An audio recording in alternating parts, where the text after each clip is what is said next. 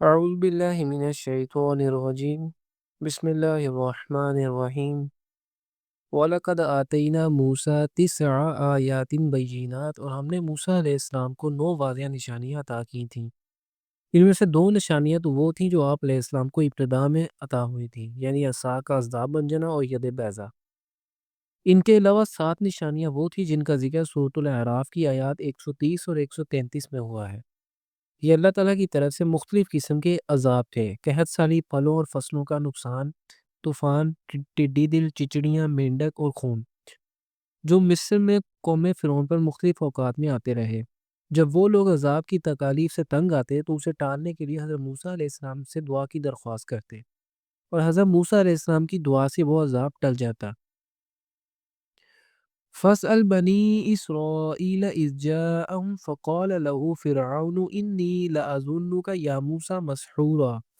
تو ذرا پوچھے بنی اسرائیل سے اس زمانے کا حال جب کہ موسیٰ علیہ السلام ان کے پاس ہے تو فرعون نے ان سے کہا کہ اے موسیٰ، میں تو تمہیں ایک سحر زدہ آدمی سمجھتا ہوں۔ قَالَ لَقَدْ عَلِمْتَ مَا أَنزَلَ هَٰؤُلَاءِ إِلَّا رَبُّ السَّمَاوَاتِ وَالْأَرْضِ بَصَائِرَ۔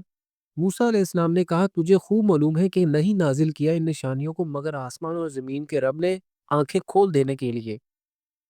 وَإِنِّي لَأَظُنُّكَ يَا فِرْعَوْنُ مَثْبُورًا، اور اے فرعون میں تو تمہیں ہلاکت زدہ سمجھتا ہوں۔ فَأَرَادَ أَن يَسْتَفِزَّهُم مِّنَ الْأَرْضِ، تو اس نے ارادہ کیا کہ انہیں اکھاڑ پھینکے زمین سے۔ فرعون باقاعدہ منصوبہ بندی کے تحت بنی اسرائیل کی نسل کشی کر رہا تھا۔ وہ ان کے لڑکوں کو قتل کروا دیتا اور لڑکیوں کو زندہ رہنے دیتا تھا، اور کسی بھی قوم کے مکمل استحصال کا اس سے زیادہ مؤثر طریقہ اور کیا ہو سکتا ہے۔ فَأَغْرَقْنَاهُ وَمَن مَّعَهُ جَمِيعًا، لیکن ہم نے غرق کر دیا اس کو اور جو اس کے ساتھ تھے سب کو۔ وَقُلْنَا مِن بَعْدِهِ لِبَنِي إِسْرَائِيلَ اسْكُنُوا الْأَرْضَ، اس کے بعد ہم نے بنی اسرائیل کو حکم دیا کہ تم لوگ زمین میں آباد ہو جاؤ۔ فَإِذَا جَاءَ وَعْدُ الْآخِرَةِ جِئْنَا بِكُمْ لَفِيفًا، پھر جب آئے گا پچھلے وعدے کا وقت تو ہم لے آئیں گے تم سب کو سمیٹ کر۔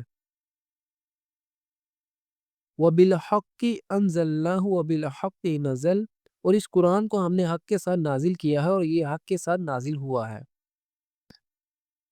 وَمَا أَرْسَلْنَاكَ إِلَّا مُبَشِّرًا وَنَذِيرًا، اور اے نبی صلی اللہ علیہ وآلہ وسلم نہیں بھیجا ہم نے آپ صلی اللہ علیہ وآلہ وسلم کو مگر بشارت دینے والا اور خبردار کرنے والا۔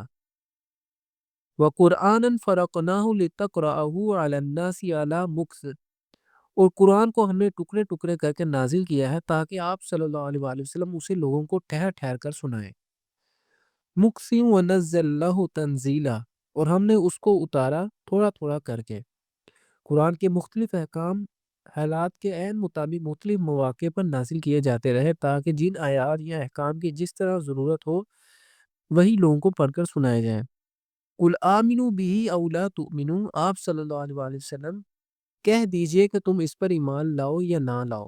إِنَّ الَّذِينَ أُوتُوا الْعِلْمَ مِن قَبْلِهِ إِذَا يُتْلَىٰ عَلَيْهِمْ يَخِرُّونَ لِلْأَذْقَانِ سُجَّدًا، یقیناً وہ لوگ جنہیں اس سے پہلے علم دیا گیا تھا جب یہ قرآن ان کو پڑھ کر سنایا جاتا ہے تو وہ اپنے ٹھوڑیوں کے بل سجدے میں گر پڑتے ہیں۔ اس آیت میں یہود کے بعض علماء کی طرف اشارہ ہے۔ وَيَقُولُونَ سُبْحَانَ رَبِّنَا إِن كَانَ وَعْدُ رَبِّنَا لَمَفْعُولًا، اور وہ کہتے ہیں کہ پاک ہے ہمارا رب، یقیناً ہمارے رب کا وعدہ تو پورا ہونا ہی تھا۔ جب قرآن کہہ رہا ہے تو اس کا مطلب ہے کہ علماء یہود میں لازماً کچھ لوگ ایسے ہوں گے جو اس طرح کے خیالات کے حامل ہوں گے۔ ہجرت سے قبل رسول اللہ صلی اللہ علیہ وآلہ وسلم کی نبوت کے بارے میں اطلاعات تو یہود مدینہ کو ملتی رہتی تھی، اس کے ساتھ ہی قرآن کی کچھ آیات بھی ان تک ضرور پہنچ چکی ہوں گی۔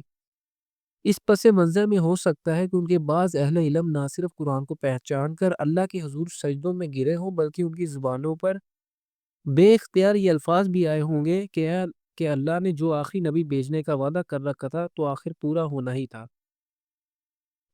وَيَخِرُّونَ لِلْأَذْقَانِ يَبْكُونَ وَيَزِيدُهُمْ خُشُوعًا، اور وہ گر پڑتے ہیں اپنی ٹھوڑیوں کے بل روتے ہوئے، اور یہ قرآن اضافہ کرتا ہے ان کے خشوع میں۔ قُلِ ادْعُوا اللَّهَ أَوِ ادْعُوا الرَّحْمَٰنَ، آپ صلی اللہ علیہ وآلہ وسلم کہہ دیجئے کہ تم اللہ کہہ کر پکارو یا رحمان کہہ کر۔ ایما تدعوا فَلَهُ الْأَسْمَاءُ الْحُسْنَىٰ، جس نام سے بھی تم پکارو سب اچھے نام اسی کے ہیں۔ وَلَا تَجْهَرْ بِصَلَاتِكَ وَلَا تُخَافِتْ بِهَا وَابْتَغِ بَيْنَ ذَلِكَ سَبِيلًا۔ اور مت بلند کرو آواز اپنی نماز میں، اور نہ ہی بہت پست رکھو اس میں، بلکہ اس کے بیچ روش اختیار کرو۔ تمہاری نمازیں اور دعائیں نہ تو بہت زیادہ جوہری ہوں، نہ بالکل ہی سری، بلکہ ان کے بیچ کی راہ اختیار کرو، نہ بہت زیادہ اونچا نہ بہت چپ۔ وَقُلِ الْحَمْدُ لِلَّهِ، اور کہہ دیجئے کہ کل حمد اور کل شکر اللہ ہی کے لیے ہے۔ الَّذِي لَمْ يَتَّخِذْ وَلَدًا، جس نے نہیں بنائی کوئی اولاد، وَلَمْ يَكُنْ لَهُ شَرِيكٌ فِي الْمُلْكِ، اور نہیں ہے اس کا کوئی شریک بادشاہی میں، وَلَمْ يَكُنْ لَهُ وَلِيٌّ مِّنَ الذُّلِّ، اور نہ ہی اس کا کوئی دوست ہے کمزوری کی وجہ سے۔ وَكَبِّرْهُ تَكْبِيرًا، اس کی تکبیر کرو جیسے کہ تکبیر کرنے کا حق ہے۔